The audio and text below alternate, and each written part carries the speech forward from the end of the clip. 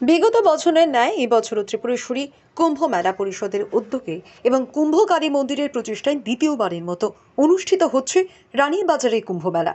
বুধবার আসামপাড়া কুম্ভনগরী কুম্ভতীর্থ দশমী ঘাট প্রাঙ্গণে আয়োজিত এক অনুষ্ঠানের মাধ্যমে এই মেলার শুভ উদ্বোধন হয়। উপস্থিত ছিলেন মন্ত্রী সুশান্ত চৌধুরী, রাজ্যসভার সাংসদ রাজীব ভট্টাচার্য, 10 মজলিশপুর মণ্ডলের নবনিযুক্ত সভাপতি রণজিৎ রায় চৌধুরী সহ বিভিন্ন সাধু সন্তরা, বিশেষ করে নাগা সন্ন্যাসীরা। আগামী 1 জানুয়ারি পর্যন্ত চলবে এই মেলা। এদিন মেলার উদ্বোধন করে সংবাদ মাধ্যমের মুখোমুখি হয়ে প্রতিক্রিয়া ব্যক্ত করতে গিয়ে মন্ত্রী সুশান্ত চৌধুরী বললেন, ভারতবর্ষ সনাতন ধর্মের দেশ। বিজেপি সরকার প্রতিষ্ঠিত হওয়ার পর থেকে কেন্দ্র ও রাজ্য সরকার এই সনাতন ধর্মের প্রচার প্রসারে জোর দিয়েছে। বিগত 25 বছর রাজ্যে যে সরকারের শাসন ব্যবস্থা ছিল, তারা ধর্মে বিশ্বাসী ছিলেন না।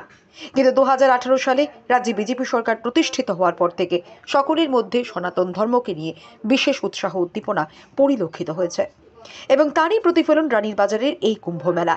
আগামী দিনে এই কুম্ভ মেলার বিস্তার ঘটবে এবং রাজ্যের বাইরে এমনকি দেশের বাইরেও এই কুম্ভ মেলার প্রসার ঘটবে বলে প্রত্যাশা ব্যক্ত করেন মন্ত্রী শ্রী চৌধুরী। এছাড়া সমস্ত রাজ্যবাসীকে এই মেলার অংশগ্রহণ করার আহ্বান জানান সাংসদ রাজীব ভট্টাচার্য।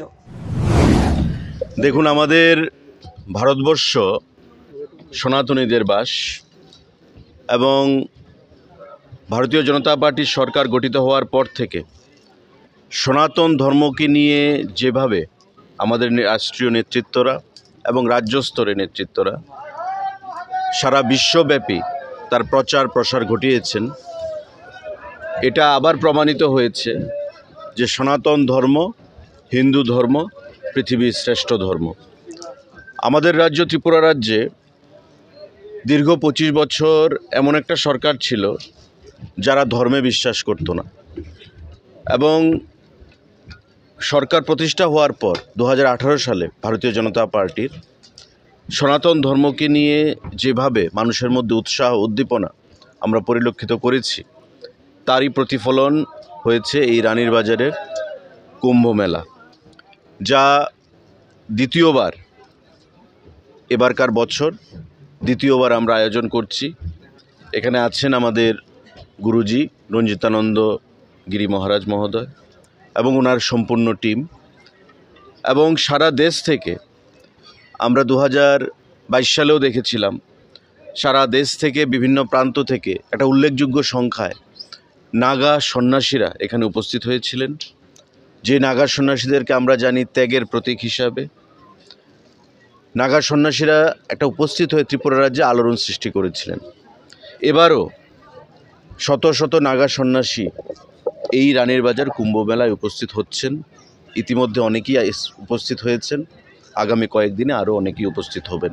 তো আজকে দ্বিতীয়বার এই রানীর বাজার কুম্ভ মেলা অনুষ্ঠিত হচ্ছে, 7 দিনব্যাপী চলবে।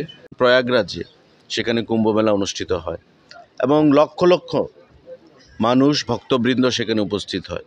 কিন্তু তার বাইরে ত্রিপুরার মতো ছোট্ট রাজ্যে, একটা প্রান্তিক রাজ্যে রানীর বাজারের মতো একটা এলাকায় কুম্ভমেলা অনুষ্ঠিত হচ্ছে। আমরা বিশ্বাস করি যারা তার আয়োজন করেছেন মহারাজ রঞ্জিতানন্দ গিরি মহোদয়ের উদ্যোগে আগামী দিনে তার আরও ব্যাপক প্রচার প্রসার ব্যাপ্তি লাভ করবে এবং শুধু ত্রিপুরা রাজ্যে নয়, ত্রিপুরা রাজ্যের বাইরেও তার প্রভাব বিস্তার করবে আগামী দিনগুলোতে।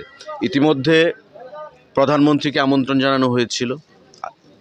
প্রধানমন্ত্রী দপ্তর থেকে ডিএম ওয়েস্টের কাছে বার্তা পাঠানো হয়েছে, সমস্ত কিছু খোঁজ খবর নেওয়া হয়েছে। অর্থাৎ রানীর বাজারের যে কুম্ভ মেলা, তার প্রচার, তার ব্যাপ্তি প্রধানমন্ত্রী দপ্তর পর্যন্ত পৌঁছেছে এবং সারা দেশে তারা বিভিন্ন বিশিষ্ট ব্যক্তিজনদেরকে আমন্ত্রণ জানিয়েছে। তো আমরা আশা করব বর্তমানে না হলেও আগামী দিনে রানীর বাজারের কুম্ভ মেলা ত্রিপুরা রাজ্যের বাইরে, ত্রিপুরা রাজ্যের এবং দেশের বাইরে বিভিন্ন প্রদেশ থেকে যারা সনাতন ধর্মে বিশ্বাসী লোক তারা আসবেন এবং এই কুম্ভ মেলাকে সেখানে ঐতিহাসিক একটা রূপ প্রদান করবেন।